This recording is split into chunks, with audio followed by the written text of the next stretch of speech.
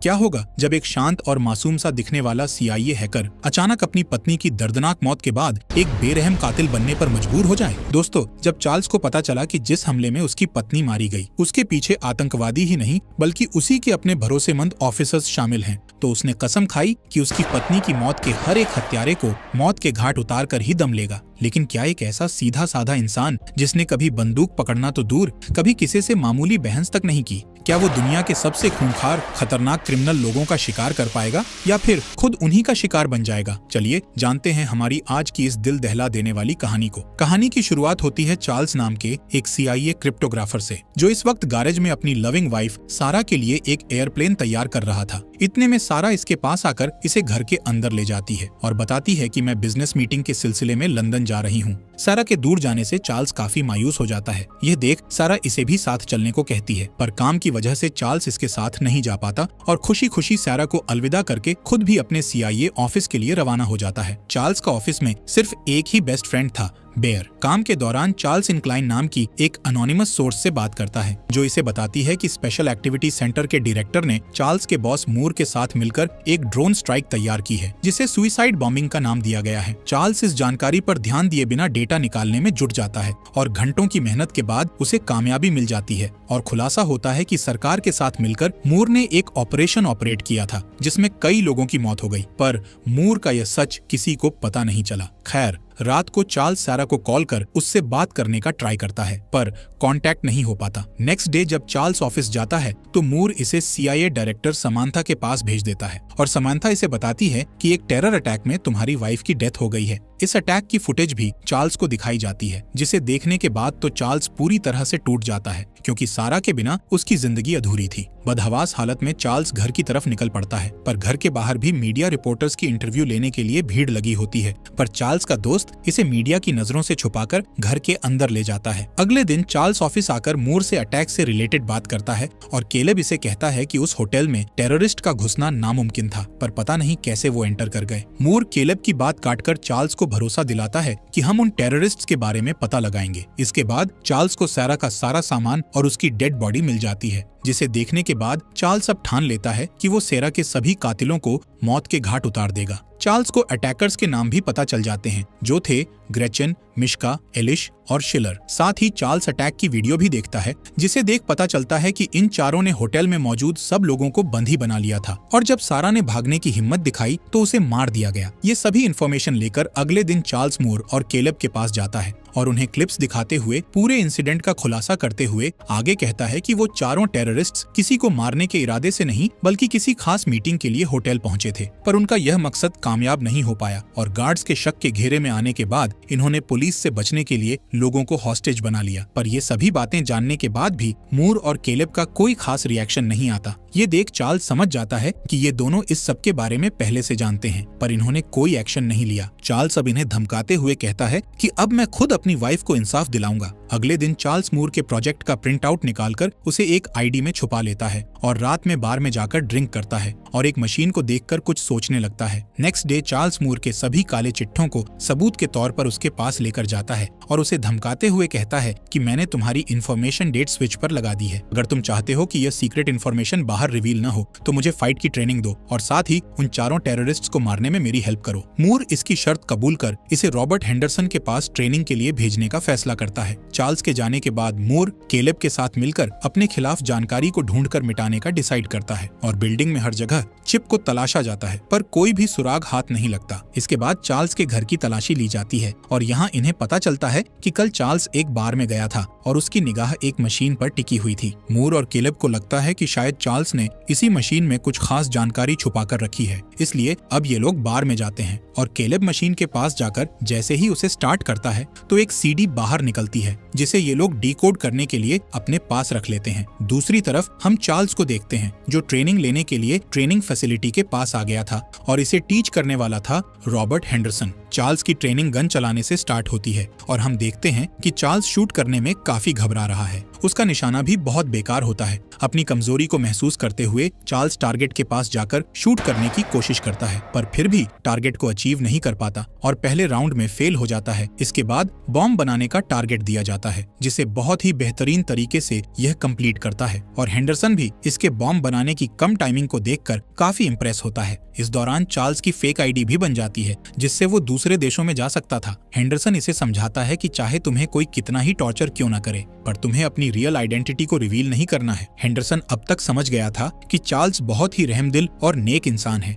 वो किसी को नुकसान नहीं पहुंचा सकता। इसलिए यह रात में इसके पास जाकर इससे कहता है कि तुम ये सब मत करो, क्योंकि ये तुम्हारे कैरेक्टर को सूट नहीं करता। इस पर चार्ल्स कहता है कि मुझे सिर्फ सैरा की मौत का बदला चाहिए। यह सुन हेंडरसन चार्ल्स की हिम्मत टेस्ट करने के लिए उसके हाथ में बंदूक थामते हुए कहता है कि अगर हिम्मत है तो मुझे शूट करके दिखाओ। लेकिन चार्ल्स ऐसा नहीं कर पाता, क्योंकि वो इस तरह की क्रिमिनल सोच का मालिक नहीं था। इसके बाद सीन शिफ्ट होता है CIA की टीम पर, जो मशीन से मिली CD को डिकोड करने की जद्दोजहद में लगी हुई थी, क्योंकि इन्हें लग रहा था कि चार्ल्स ने इसी CD में मूर के खिलाफ सबूत छुपाए हैं। कुछ देर की मेहनत के बाद आखिर इन्हें पता चलता है कि चार्ल्स ने डेट स्विच नहीं की, बल्कि उसका मकसद तो इन्हें भटकाना और इनके सिस्टम में बग डालना था। प्रिंट आउट वाले डेटा के नीचे भी बग लगा हुआ था। इस सब की मदद से चार्ल्स इनकी हर एक बात की जानकारी ले रहा था। अब ये लोग भी समझ जाते हैं कि चार्ल्स जैसे मास्टरमाइंड को हराना नामुमकिन है। अपने प्लान का राज खुलने के बाद चार्ल्स अपने एयरबड्स को फेंक देता है, क्योंकि अब इसे इनकी बातें सुनने की जरूरत नहीं थी। चार्ल्स अब ट्रेनिंग कंप्लीट करने के बाद अपने चारों टारगेट्स को मारने के लिए निकल पड़ता है। इधर मोर हेंडरसन को कॉल कर उसे चार्ल्स को मारने का हुक्म देता है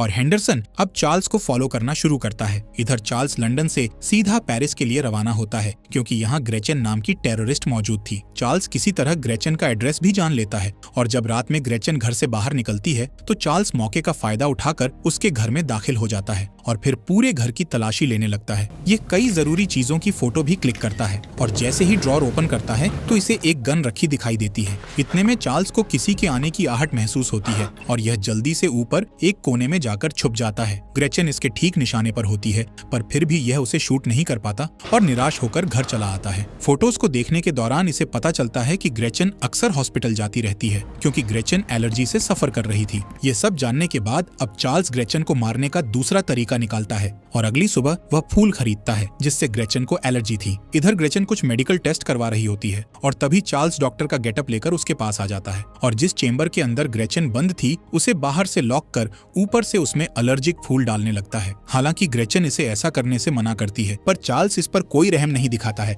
और इससे मेन टेररिस्ट के बारे में पूछता है। लेकिन ग्रेचन की हालत खराब होती देख ये उसे जल्दी से बाहर निकाल देता है और दोनों में ताबड़तोड़ फाइट होने लगती है और जल्दी से ग्रेचन इससे पीछा छुड़ाकर बाहर भागने की कोशिश करती है, पर चार्ल्स भी इसे इतनी आसानी से छोड़ने वाला नहीं था। ये बंदूक लिए इसका पीछा करता रहता है और दोनों भागते भागते रोड पर आ जाते हैं, पर तभी फुल स्पीड से एक कार ग्रेचन की तरफ आती है और ग्रेचन को हिट कर उसे यही मौत की नींद सुला देती है। ये देख चार्ल्स ग्रेचन के करीब जाकर जमीन पर पड़े उसके फोन को उठाकर यहाँ से भाग निकलता है और अपने घर आ जाता है और अपनी बॉडी पर लगे खून को साफ करने के बाद अब अपने दूसरे टेररिस्ट को मारने के लिए निकल पड़ता है। इधर मूर को भी जानकारी मिल जाती है कि ग्रेचन मारी जा चुकी है। मूर को समझते देर नहीं लगती कि ग्रेचन की मौत के पीछे चार्ल्स का ही हाथ है, पर समांथा इसे कहती है कि इस डेथ की वजह एक्सीडेंट बताई जा रही है। दूसरी तरफ हम चार्ल्स को देखते हैं जो बार में बैठा ड्रिंक कर रहा था, क्योंकि इसे यकीन नहीं हो रहा था कि इसने किसी की जान ली है। तभी इसकी नजर हेंडरसन पर पड़ती है जो इसे फॉलो करते हुए यहाँ तक आ गया था। हेंडरसन से बचने के लिए चार्ल्स यहाँ से भागने लगता है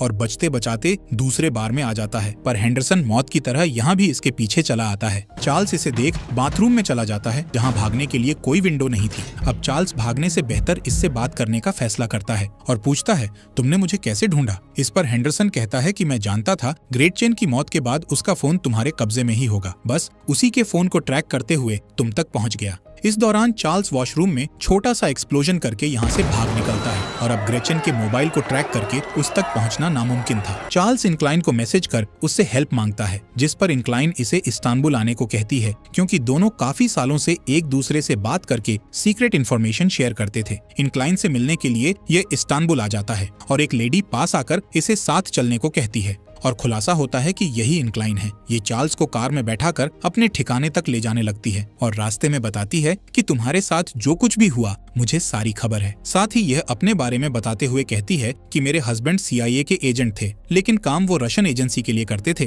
ताकि सीक्रेट इन्फॉर्मेशन CIA को दे सकें, और इसी बीच उनकी डेथ हो गई थी, जिसका कारण आज भी एक राज बना हुआ है। इनक्लाइन चार्ल्स को अपने घर लाती है, जो बहुत ही सेफ और सिक्योर था। यहाँ पूरा सिस्टम इंस्टॉल किया गया था, जिससे रिलेटेड इनक्लाइन कहती है कि अगर कभी रशियन ने यहाँ अटैक किया तो मैं एक डिलीट बटन प्रेस करके सारी इन्फॉर्मेशन चुटकियों में इरेज कर सकती हूँ। इसके बाद इनक्लाइन चार्ल्स के बाकी तीनों दुश्मनों की डिटेल्स निकालती है। इधर हम समांथा को देखते हैं, जो जान चुकी थी कि मूर ने हेंडरसन को चार्ल्स को मारने का टास्क दिया है, इसीलिए यह मूर से कहती है कि चार्ल्स को मारने का प्लान बदल दो। दूसरी तरफ हम चार्ल्स को देखते हैं, जो मिश्का को ट्रैक करते हुए एक शानदार होटल में आ गया था, क्योंकि इसे जानकारी मिली थी कि मिश्का होटल के रूफटॉप पर स्विमिंग करने का शौकीन है। यह पूल ग्लास से बना हुआ था, जिसे तहस नहस करने और मिश्का को इसी में मारने के लिए चार्ल्स एक खास डिवाइस बनाता है और होटल में वापस आ जाता है। यहाँ चार्ल्स को एक आदमी जाना पहचाना लगता है, जिसे देख यह समझ जाता है कि इसे फॉलो किया जा रहा है। और यहीं पर हम हेंडरसन को भी देखते हैं। इनक्लाइन, जिसने होटल के कैमरा हैक कर रखे थे,